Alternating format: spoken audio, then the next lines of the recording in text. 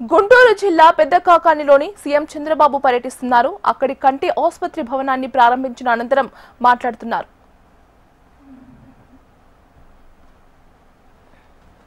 Shankar hospital 1977లో ఈ సేవా కార్యక్రమాన్ని ఉద్యమాన్ని ప్రారంభించింది. ఇప్పుడే రమణి గారు చెప్పారు, తొందరలోనే 50 సంవత్సరాల ఉత్సవాలు జరుపుకుంటున్నాం. తప్పకుండా ఆ ఉత్సవానికి నేను హాజరవుతానని చెప్పి కూడా మరొక్కసారి విజ్ఞప్తి చేస్తున్నా.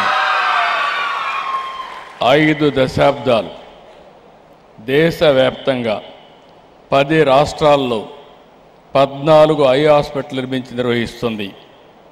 ఇప్పటి వరకు 30 లక్షల మందికి ఉచితంగా కంటి శస్త్రచికిత్సలు చేశారు. 70 లక్షల మంది చిన్నారులకు కంటి పరీక్షలు చేయడం ఇది ఒక అసాధారణమైన కార్యక్రమం. ఈ ఆసుపత్రిలో రోజుకి సగటున 750 మంది ఉచిత కంటి శస్త్రచికిత్స జరుగుతాయని తెలిసి చూస్తే నాకే ఆశ్చర్యం వేసింది.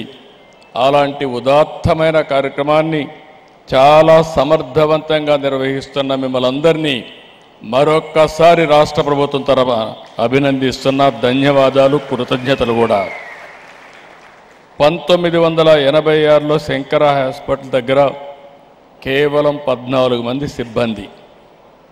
ఈరోజు 2268 మంది సిబ్బంది పనిచేస్తున్నారు. దేశం మొత్తం 2570 పడకలు ఉన్నాయి.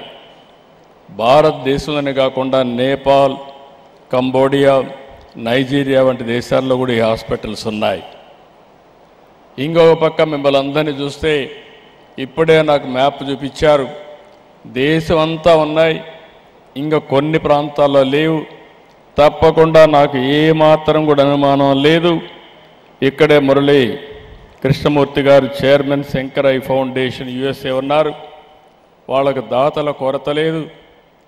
కామకోటి ఒక్కసారి కంచి పీఠంగాని పిలిపిస్తే మొత్తం దేశమే కాకుండా పక్క ప్రాంతాలకు కూడా బ్రహ్మాండమైన సేవలు అందించే దాతృత్వం, శక్తి ఈ పీఠానికి ఉందని చెప్పి కూడా మరొకసారి మీకు తెలియజేస్తున్నా. దేశంలో అనేక పీఠాలున్నాయి, ఎన్నో సేవలు అందిస్తున్నాయి.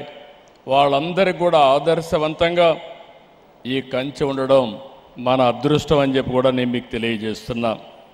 గుంటూరులోని శంకర్ హాస్పిటల్ 2300 నుంచి మంచి సేవలు అందిస్తూ ఉంది. 4 లక్షల పైగా ఉచిత కంటి శస్త్రచికిత్సలు ఇక్కడ జరిగాయి. 9 లక్షల మందికి పరీక్షలు చేశారు.